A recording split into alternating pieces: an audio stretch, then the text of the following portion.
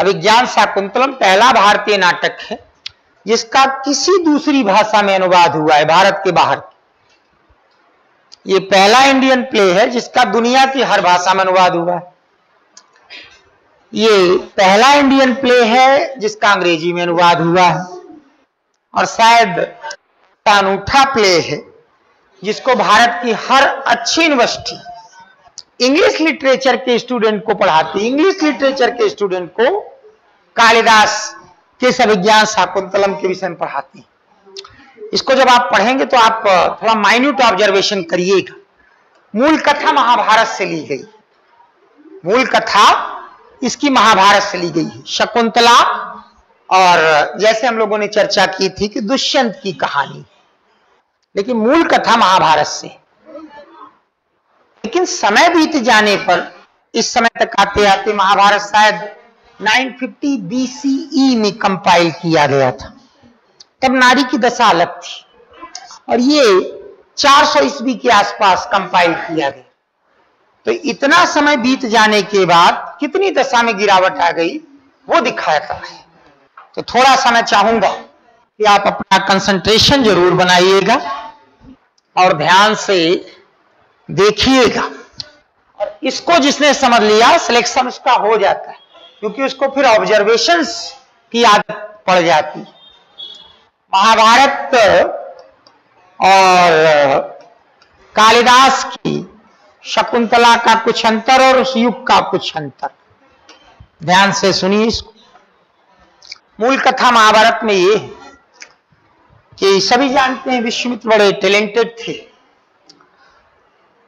उन्होंने खूब तपस्या की और उस तपस्या का परिणाम निकला ये कि एक नई दुनिया ही उन्होंने बसा ली। लेकिन बाद में मेनका नाम की एक अप्सरा से उन्होंने विवाह कर लिया।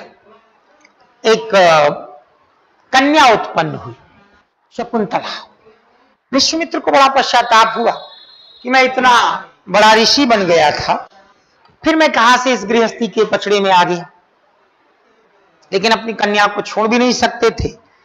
मेनका चूंकि वो अप्सरा थी तो देवलोक ही चली गई अपनी बेटी को छोड़कर। तो विश्वामित्र ने शकुंतला को पालने के लिए अपने एक मित्र कण्व को दे दिया, वहीं पलने लगी। समय बीता, पढ़ लिख कर थोड़ी बड़ी हुई। एक बार कण्व ऋषि कहीं गए हुए थे, उससे मिलने के लिए दुर्वासा नाम के एक ऋषि आए। ये एक अजीब से कैरेक्टर है, वो जहां आते हैं तो रंग में भंग करने के लिए उनको शामिल किया जाता है। जीभ पे उनके शाप रहा करता था। जब वो आए तो उसके पहले की एक छोटी सी घटना हो चुकी थी। उस इलाके का राजा दुष्यंत आया था। शकुंतला से उसने विवाह किया। ये हुआ, अभी तो पिता है नहीं तो अभी विवाह तो नहीं कर सकते। ये हुआ, ठीक है, आपके पिता आ जाए तब आपकी विदाई होगी, शादी कर लेते हैं। बाकी ऋषियों की भी इच्छा ली गई। ये बताता है कि 1000 ईस्वी पूर्व तक ऐसी स्थितियां होती थी, यानी स्त्री के पे ज्यादा बंधन नहीं था। और एक वेद में भी ऐसी बातें हैं। तो इसका मतलब ये युग कुछ अलग टाइप का था, स्त्री स्वतंत्र थी। फिर समय बीता, विवाह हो गया और दुष्यंत चले गए। एक अंगूठी दे के पिता आए तो बता देना हमारी शादी हो गई और तब फिर उचित समय आने पे मैं तुम्हें बुला लूंगा। तब तक ये दुर्वासा प्रवेश करते हैं। शकुंतला उनकी तरफ ध्यान नहीं दे पाती है, उनको बुरा लग जाता है। वो श्राप दे देते हैं कि जिसकी याद में तू खोई हो तुझे भूल जाए।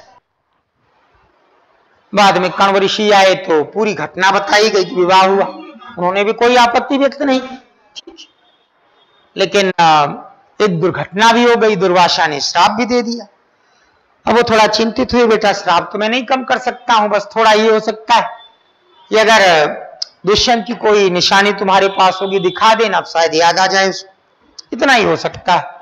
समय बीता, वास्तव में दुर्वासा का श्राप एक्टिवेटेड हो चुका था। वो खबर ही नहीं ले रहा था शकुंतला की, तो इधर से सोचा गया कि अब कुछ लोगों के साथ भेजा जाए इसको। तो कुछ ऋषि कुमारों के साथ वो चली। कालिदास बहुत ज्यादा जो है फ्लक्चुएशंस लाते हैं, आप अंदाजा नहीं लगा सकते हैं अब क्या हो जाए, आपको जो एक्सपेक्ट है उससे जस्ट अपोजिट हो जाएगा। ह्यूमन साइकोलॉजी को उनसे ज्यादा बेहतर कोई नहीं व्यक्त कर पाता है। कहते हैं कि ह्यूमन साइकोलॉजी के एक बहुत बड़े चितेरे थे। तो अब लग रहा था ये चली जाएगी और राजा से मिलेगी, दिखा देगी, लेकिन रास्ते में प्यास लगी, नदी में पानी पीने गई, अंगूठी वहीं गिर गई, वो जरिया भी खत्म। राजा के दरबार में पहुंची तो राजा ने पहचानने से मना कर दिया और कुछ आरोप लगा दिए कि तुम मुझे कोई बहुत निकृष्ट स्तर की स्त्री दिखती हो, जो तो ऐसी चाल खेल रही हो, तुम्हारे पास क्या प्रूफ है मैंने तुमसे शादी की, आदि आदि आदि। यही दोनों युगों की शकुंतलाओं में अंतर है। कालिदास की शकुंतला 5th सेंचुरी सी की शकुंतला रोने लगी, कुछ न बोल पाई, दरबार से रोते हुए बाहर चली गई। फिर बाद में अपने पिता के यहां आ गई, वहीं उसने दुष्यंत के बच्चे भरत को जन्म दिया। बाद में वो कथा आप जानते हैं कैसे दुष्यंत जब जंगल में आए, बच्चा शेर के दांत गिनते हुए दिखा, तो उस बच्चे से इंप्रेस हुए, उसके पिता माता का नाम पूछते हुए वहीं आ गए, तो शकुंतला से उनकी भेंट हुई। लेकिन महाभारत की शकुंतला जो है वो रोई नहीं थी। जैसे ही दुष्यंत ने कहा कि तुम कोई निकृष्ट स्त्री नजर आती हो और चाल खेल रही, दरबार में एकदम दहाड़ के बोली थी कि निकृष्ट तो तुम हो जो अपने ही विवाह को नकार रहे हो, और रही बात यह कि अगर मुझे निकृष्ट कहा है तो ध्यान रखना, तुम सिर्फ एक मनुष्य हो, मैं अप्सरा कन्या हूं, मैं ऋषि कन्या हूं, और अगर उस स्तर से भी देखोगे तो मैं तुमसे बहुत ऊपर। और ऐसा कह के फटकारते हुए निकल आई थी दरबार से। तो ये युग का अंतर है। ये क्यों आ रहा है, इस युग से इस युग तक ये अंतर क्यों आ रहा है?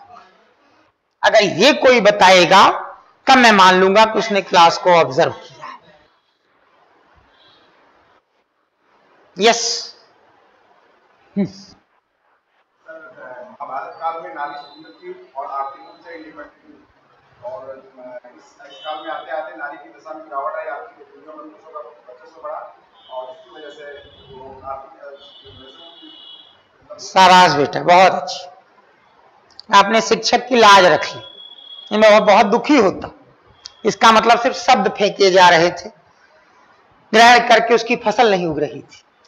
देखिए, जब जब अर्थव्यवस्था का महत्व बढ़ेगा ना, मैं आप लाख क्लास में उपदेश दे ले, मैंने शायद कुछ बच्चों से कहा भी था कि यूट्यूब पे कोई वीडियो खोलिए, बोले वल्गर एडवर्टीजमेंट आते हैं, कुछ इसके खिलाफ करिए, हम आप सिर पटक के मर जाए, कभी नहीं रोक पाए। जानते हैं, इकोनॉमिक एक्टिविटीज बढ़ती है तो हैप्स और हैप्स नॉट के बीच का अंतर बढ़ जाता है। इनके पास है, जिनके पास नहीं है, उनका अंतर बढ़ जाता है, और जिनके पास नहीं उनका शोषण शुरू होता है। और दुर्भाग्य से नारी का बड़ा हिस्सा हाउसवाइफ होता है, तो इस स्थिति में उसके शोषण की गुंजाइश बढ़ती है, कंज्यूमर कल्चर बढ़ता है। तो कभी कभी फिल्म इंडस्ट्री या इस तरीके की चमक दमक वाली चीजें भी कंज्यूमर कल्चर का नारी के शोषण का एक माध्यम बन जाती। इस तक आते आते देश की अर्थव्यवस्था काफी बढ़ चुकी थी, भारत सोने की चिड़िया बन चुका था। यहां लिखता है कि मैंने ऐसा कोई व्यक्ति नहीं देखा जिसके पास सोने के तमाम गहने न हो। आधा किलो एक संपन्न व्यक्ति सोना पहन के चलता था, आधा किलो 40 तोला। लेकिन नारी इस अर्थव्यवस्था में योगदान नहीं निभा रही थी। पूरे गुप्त काल में स्वर्ण युग था, लेकिन सिर्फ एक ऐसी स्त्री की चर्चा की गई है जो उतनी ही विद्वान थी जितना कोई पुरुष था, दैट वाज सील भट्टारिका। अब आप ये थोड़ी कहेंगे कि यूपीएससी या यूपीपीएससी की मेरिट लिस्ट में पहले 10 में सब पुरुष निकल जाएं। हो सकता है कभी कभी 6 लड़कियां हो, 4 लड़के हों, लेकिन इस युग में ऐसा था। ये सब इसी का प्रभाव था। कालिदास की नारी इसीलिए इतना जो है दूसरे पर आश्रित नजर आ रही। ये एकदम आश्रित नहीं थी, ये गई भी नहीं उनके साथ। इसने कहा ये तुम्हारा बेटा भरत है, इसको ले जाओ, पालो पोषो, अभी जंगल में रहा है, इसको राजसी मैनर सिखाओ, रूल करना सिखाओ। मुझे तुम्हारे साथ आने की कोई आवश्यकता नहीं है। मेरे पिता का आश्रम और यहाँ के ऋषि कुमार, यहाँ की किताबें, यहाँ का ज्ञान, यहाँ का लिटरेचर, यही मेरा जीवन है। तुम इसको ले जाओ।